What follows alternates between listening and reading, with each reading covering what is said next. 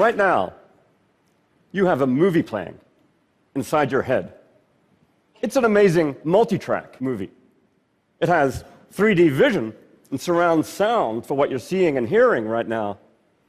But that's just the start of it. Your movie has smell and taste and touch. It has a sense of your body, pain, hunger, orgasms. It has emotions, anger, and happiness. It has memories, like scenes from your childhood, playing before you. And it has this constant voiceover narrative in your stream of conscious thinking. At the heart of this movie is you, experiencing all this directly. This movie is your stream of consciousness, the subjective experience of the mind and the world. Consciousness is one of the fundamental facts of human existence. Each of us is conscious. We all have our own inner movie. You, and you, and you. There's nothing we know about more directly. At least I know about my consciousness directly. I can't be certain that you guys are conscious. Consciousness also is what makes life worth living. If we weren't conscious, nothing in our lives would have meaning or value. But at the same time, it's the most mysterious phenomenon in the universe. Why are we conscious? Why do we have these inner movies? Why aren't we just robots who process all this input, produce all that output, without experiencing the inner movie at all? Right now, nobody knows the answers to those questions.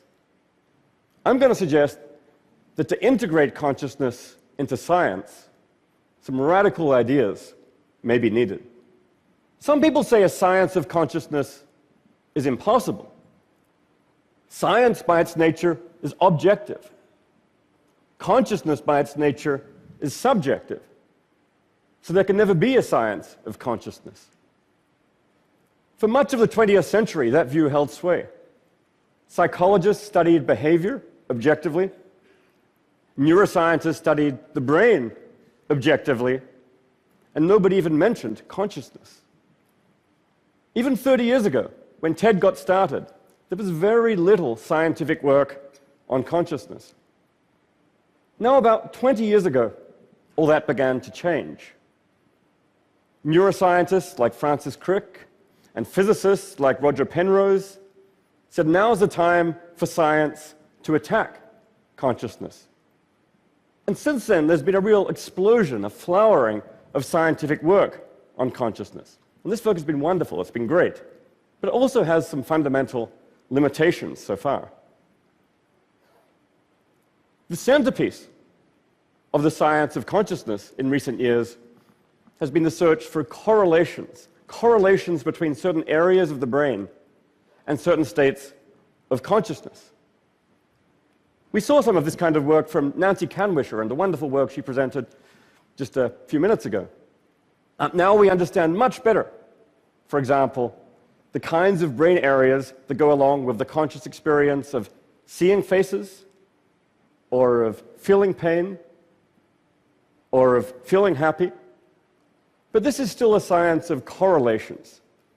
It's not a science of explanations. We know that these brain areas go along with certain kinds of conscious experience, but we don't know why they do. I like to put this by saying that this kind of work from neuroscience is answering some of the questions we want answered about consciousness, the questions about what certain brain areas do and what they correlate with. But in a certain sense, those are the easy problems. No knock on the neuroscientists. There are no truly easy problems of consciousness. But it doesn't address the real mystery at the core of this subject. Why is it that all that physical processing in a brain should be accompanied by consciousness at all?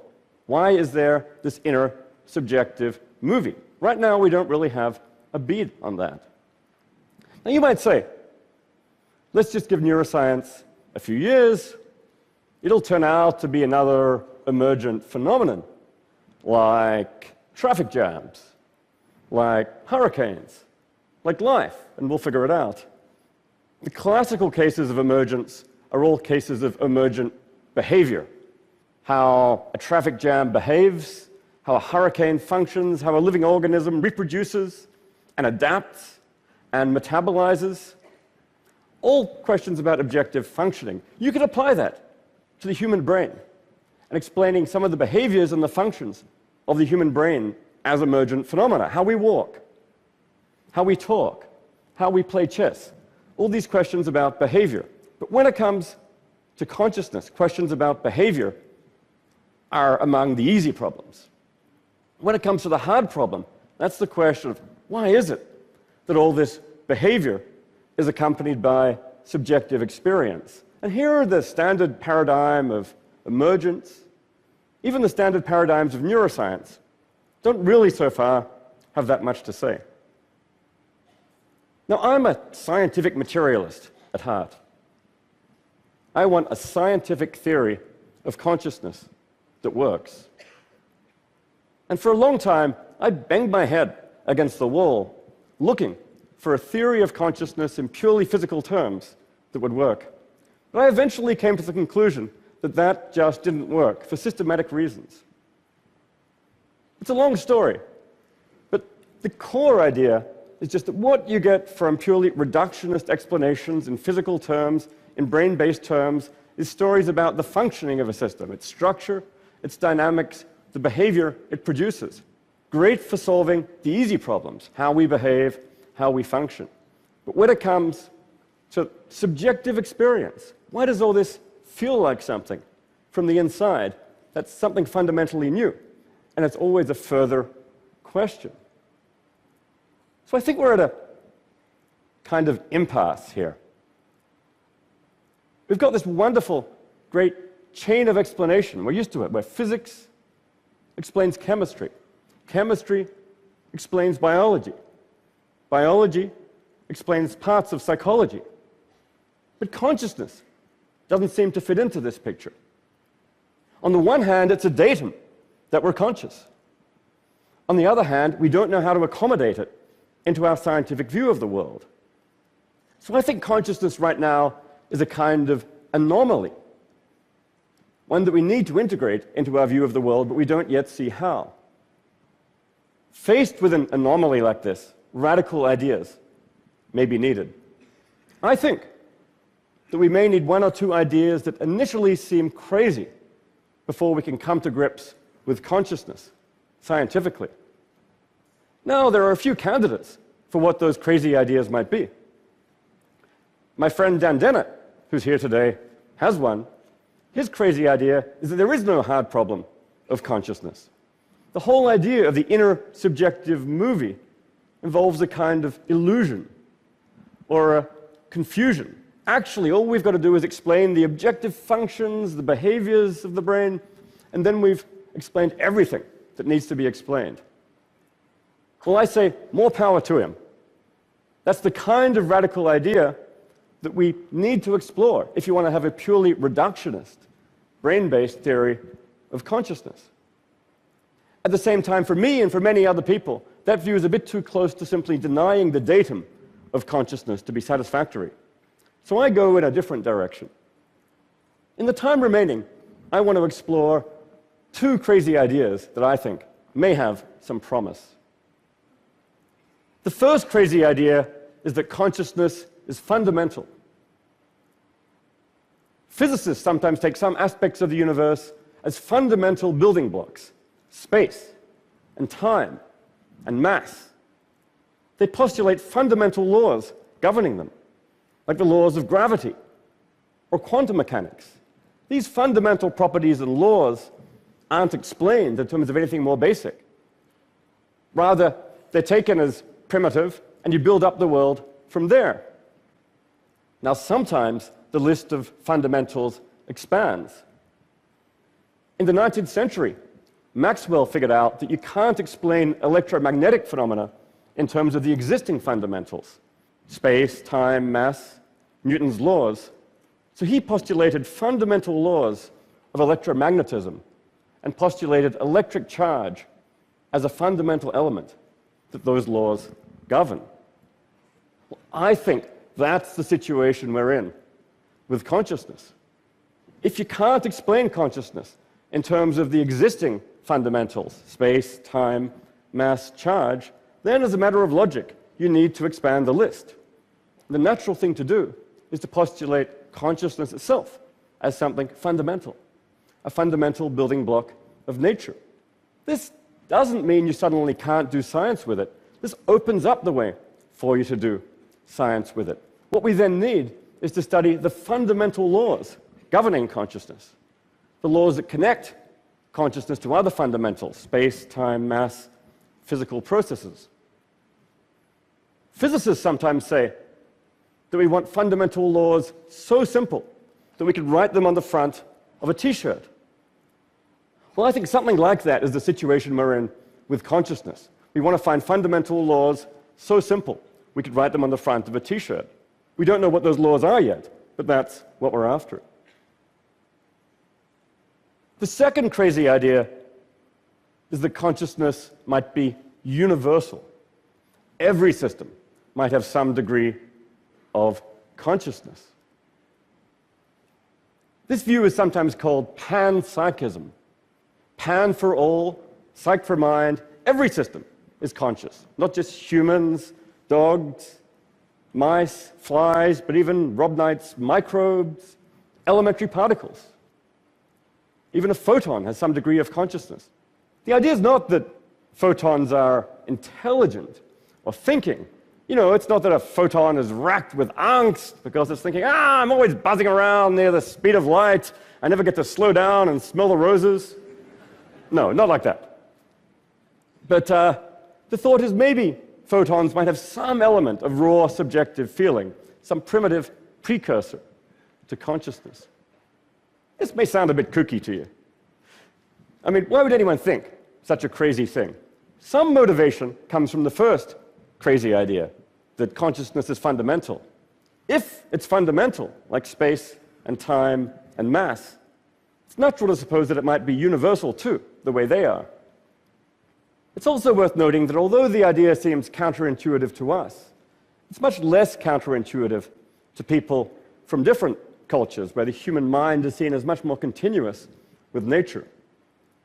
A deeper motivation comes from the idea that perhaps the most simple and powerful way to find fundamental laws connecting consciousness to physical processing is to link consciousness to information.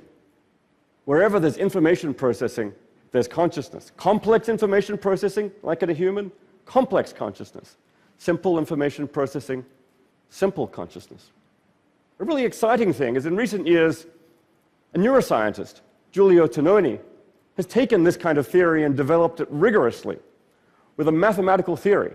He has a mathematical measure of information integration, which he calls phi, measuring the amount of information integrated in a system. And he supposes that phi goes along with consciousness. So in a human brain, incredibly large amount of information integration, high degree of phi, a whole lot of consciousness. In a mouse, medium degree of information integration, still pretty significant, pretty serious amount of consciousness. But as you go down to worms, microbes, particles, the amount of phi falls off. The amount of information integration falls off, but it's still non-zero. On Tononi's theory, there's still going to be a non-zero degree of consciousness. In effect, he's proposing a fundamental law of consciousness. High phi, high consciousness. Now, I don't know if this theory is right, but it's actually perhaps the leading theory right now in the science of consciousness, and it's been used to integrate a whole range of scientific data. And it does have the nice property that it is in fact simple enough you can write it on the front of a T-shirt. Another final motivation is that panpsychism might help us to integrate consciousness into the physical world. Physicists and philosophers have often observed that physics is curiously abstract. It describes the structure of reality using a bunch of equations, but it doesn't tell us about the reality that underlies it. As Stephen Hawking puts it, what puts the fire into the equations? Well, on the panpsychist view, you can leave the equations of physics as they are, but you can take them to be describing the flux of consciousness. That's what physics really is ultimately doing, describing the flux of consciousness. On this view, it's consciousness that puts the fire into the equations. On that view, consciousness doesn't dangle outside the physical world as some kind of extra. It's there right at its heart. This view, I think, the panpsychist view, has the potential to transfigure our relationship to nature. And it may have some pretty serious social and ethical consequences. Some of these may be counterintuitive. I used to think I shouldn't eat anything which is conscious, so therefore I should be vegetarian. Now, if you're a panpsychist and you take that view, you're going to go very hungry. So I think when you think about it, this tends to transfigure your views, whereas what matters for ethical purposes and moral consideration is not so much the fact of consciousness, but the degree and the complexity of consciousness. It's also natural to ask about consciousness in other systems, like computers. What about the artificially intelligent system in the movie Her, Samantha? Is she conscious? Well, if you take the informational panpsychist view, she certainly has complicated information processing and integration. So the answer is very likely yes, she is conscious. If that's right, it raises pretty serious ethical issues about both the ethics of developing intelligent computer systems and the ethics of turning them off. Finally, you might ask about the consciousness of whole groups. The planet. Does Canada have its own consciousness? Or at a more local level, does an integrated group like the audience at a TED conference? Are we right now having a collective TED consciousness? An inner movie for this collective TED group, which is distinct from the inner movies of each of our parts? I don't know the answer to that question, but I think it's at least one worth taking seriously. Okay, so this panpsychist vision, it is a radical one, and I don't know that it's correct. I'm actually more confident about the first crazy idea, that consciousness is fundamental, than about the second one, that it's universal. I mean, the view raises any number of questions, has any number of challenges, like how do those little bits of consciousness add up to the kind of complex consciousness we know and love? If we can answer those questions, then I think we're going to be well on our way to a serious theory of consciousness. If not, well, this is the hardest problem, perhaps, in science and philosophy. We can't expect to solve it overnight. But I do think we're going to figure it out eventually. Understanding consciousness is a real key, I think, both to understanding the universe and to understanding ourselves. It may just take the right crazy idea. Thank you.